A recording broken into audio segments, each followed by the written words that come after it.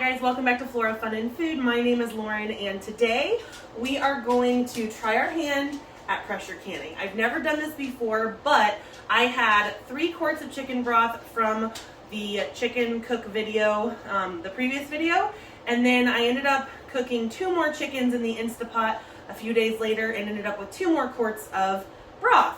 So I had 5 quarts of broth in my fridge and decided, you know what? Let's can it instead of freeze it, just to save some freezer space. And what a good way to get started on pressure canning. So I did end up, in the middle of the night, continue cooking chicken, which you'll see here in just a second, but I'm really happy that I did that. We've had shredded chicken all week, and now I have some delicious broth to jar up. So let's get started. It's extremely late at night because I waited way too long to do this. So I have taken both chickens out of my Instapot. I did them both for about an hour and 10 minutes. I have some of the skin scraps here I'll save for my dog. And then these are the pulled pieces from the first chicken. The second chicken is now cooling down so that I can peel the meat off.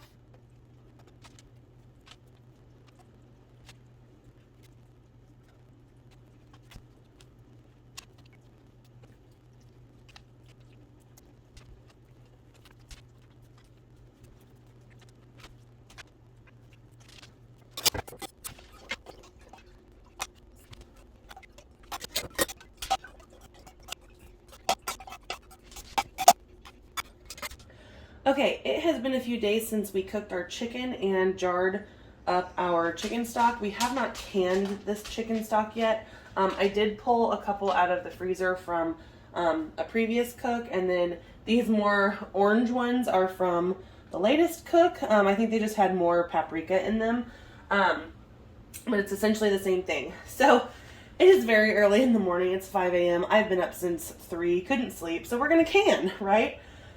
I started to can these just water bath canning, and then I remembered that low acid items like chicken stock have to be pressure canned.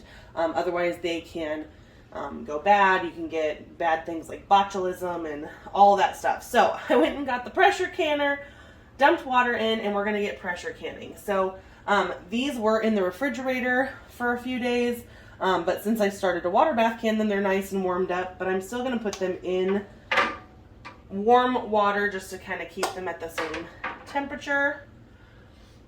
And there is a trivet in the bottom of this. When you're canning, you want to make sure that there's something on the bottom so that the glass is not touching the very bottom of the pot, because it can cause cracking.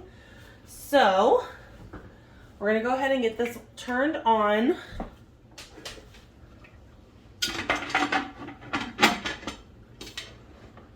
Okay, now this does have a weight, but we want to let it get to a boil first, and we'll know that it's boiling when steam comes out of this in a steady stream. I am using a dial pressure canner instead of a weighted gauge, and so reading my ball canning cookbook, this is actually my husband's pressure canner, and I've actually never done this, so I made sure I read through these directions. This book is awesome. If you are starting to get into canning, this has everything you need. But I was reading all about pressure canning. It looks really simple. They have an adjustment chart for your altitude. So I'm just above 1,000 feet. And so using a dial gauge, I need to get this up to 11 pounds of pressure, which I'll gauge on this right here. So we'll give it some time to start heating up, and then we'll get into the next steps. All right, now that our pot has come to a boil, you can tell by the steam coming out in steady streams. We need to let it vent for 10 minutes. All right, we have vented for about 10 minutes, so I'm gonna go ahead and carefully put the weight on and let it build pressure up, and we need to get to 11 pounds of pressure, and then we will regulate the heat to keep it at 11 pounds for 25 minutes. We are at 11 pounds of pressure and it's still building, so I'm going to turn this down to try and regulate the pressure within the stock pot here.